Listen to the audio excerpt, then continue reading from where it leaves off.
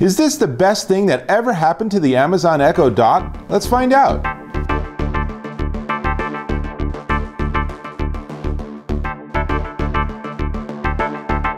Dave Taylor here, and it's no surprise that I really like voice-activated system. There's something really futuristic about walking into the house, saying something, and having your lights go on, your music start playing, various different things happen. And there's no question that the best ecosystem right now is the Amazon Alexa system. Enter the Amazon Echo Dot. This is the little tiny guy that actually turns out to be really nice because it has a 3.5mm out. So you can hook this up to anything, including your stereo system, which is exactly what I have. But the Dot requires power. Clearly something this small, there's no space for a battery. So what if you could have the $49.99 Amazon Echo Dot, but you could put it on a power base, and then you'd have something that's more portable. You could take it into the backyard, you could have it in the garage while you're working. I don't know, there's lots of different things, right? Well, I don't know. We'll come back to that topic. But that's exactly what the KiwiDesign Alex is. That's this guy.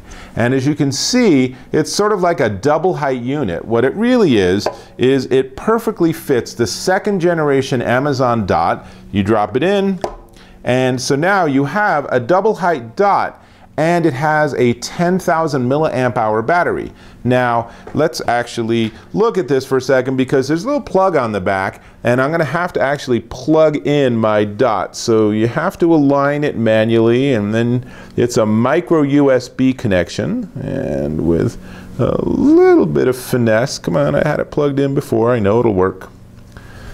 We'll get there. This is, of course, something you won't encounter too often because you only have to plug it in once. It'll do it. It'll plug in. There we go. So now it's plugged in. So now, as you can see, I have taken my Dot and I've made it portable. So the Alex actually has a power on-off switch, which I'll push. And then you notice on the front, there are 4 LEDs. I have 2 illuminated, so I'm about half battery. But much more excitingly, this guy's waking up. Now, as with every Alexa unit, this needs Wi-Fi to work. So, confusingly, the company shows you having this tied to your bicycle handlebars on their website, but that wouldn't actually work very well because you need Wi-Fi. So, if you're bicycling around a velodrome with excellent Wi-Fi, maybe that would work. Otherwise, this is probably something that's going to be slightly less portable, but if you want to put this in the middle of your conference room or something, then it becomes a really nice option. And you can see it's still waking up. Come on, you can do it. It's a little cranky this morning. It must be because it's a Monday morning or something. So while it's waking up, oh, there we go. Alexa, what time is it? It's 8:59 a.m. So there you go. So fully functional. Now it's the Dot. It's not adding a new speaker. It doesn't give it better fidelity. So in terms of using this to listen to music, I'm not sure that's a very good option. But I guess you could plug in headphones and you could do it that way because it does have that 3.5mm jack, which is still accessible with the KiwiDesign Alex. So you could do that or plug it into speakers. You could have it at work and then on the weekends take it with you. Or this would be pretty wicked cool to have in a hotel room. So the bottom is basically all battery. It's a 10,000 milliamp hour battery with 12 hours of running time or 24 hours of standby time. It takes 8 hours to do a full 0 to 100% charge, so it's a little slow, but the nice thing is that it also uses micro USB, so you can literally unplug the Dot, plug it into the Alex, plug the Dot into the Alex, and then you've got a full setup. So it'll charge fully, it has circuitry so it'll stop when it gets fully charged. And of course you can use the Dot simultaneously. So you could literally just add this where you currently have your Dot, and then whenever you want, you grab it, you're ready to go for 24 hours. Now, again, the whole thing here is I'm just not sure what the use case is. I'm not sure when you would want to do this, and the KiwiDesign Alex, the battery unit is 40 bucks and this is 50 bucks, so that's 90 bucks, right? How much does the Amazon Echo Tap cost, the unit that's designed to have a battery? Well, that might not be a fair comparison because you might already have a Dot and you're just thinking, wouldn't it be nice to have more flexibility? So, Alexa, what does flexibility mean? Flexibility has a few different uses. As a noun, 1. The property of being flexible. Okay, that was nice. So I guess that's useful, right? Because no wires. It's like some sort of weird magic trick or something. So let me just tell you a little bit more real quick. Has the power button. It has the 4 LEDs that show you battery status.